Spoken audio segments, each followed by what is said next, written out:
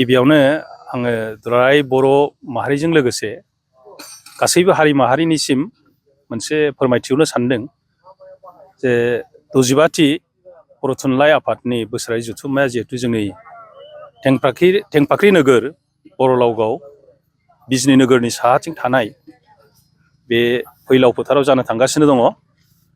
दा बिनि थाखाय जोङो एक्जिबिशन साब कमिटिनि जानानै जोङो फ्राय दानसेसो सिगांनिफ्रायनो जों खामानिखौ आरम्भ खालामदों।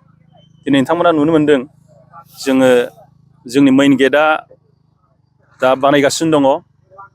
जोबोद मोजाङै बानायजों जों डिजाइनखौ फोसावाखैब्लाबो जोङो जोबोद मोजाङै जों बानायनो सेस्था खालामदों।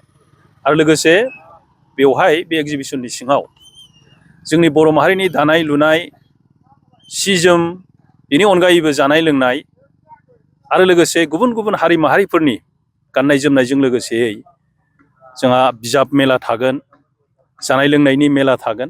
बे एक्जिबिशननि सिङावनो जोङो जोबोद एखेबारे गिदिरैनो खालामनो लादों।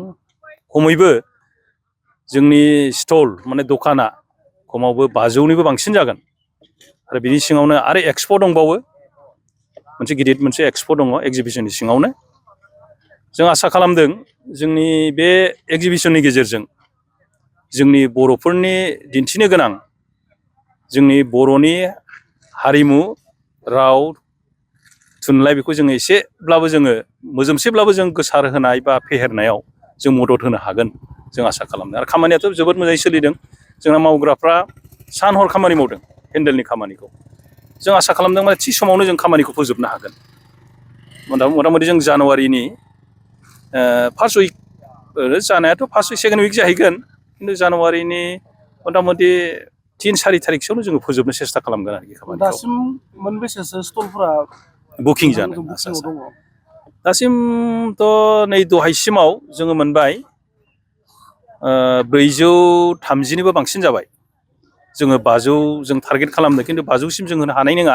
जायगाया जोंहा एसे माबा जानानै दं, गुबुन गुबुन जोंहा सरकारि अफिसियेलफोर माखासे डिपार्टमेन्टफ्रा जोंनाव फैगोन, जेरै tourism, forest, social welfare, medical.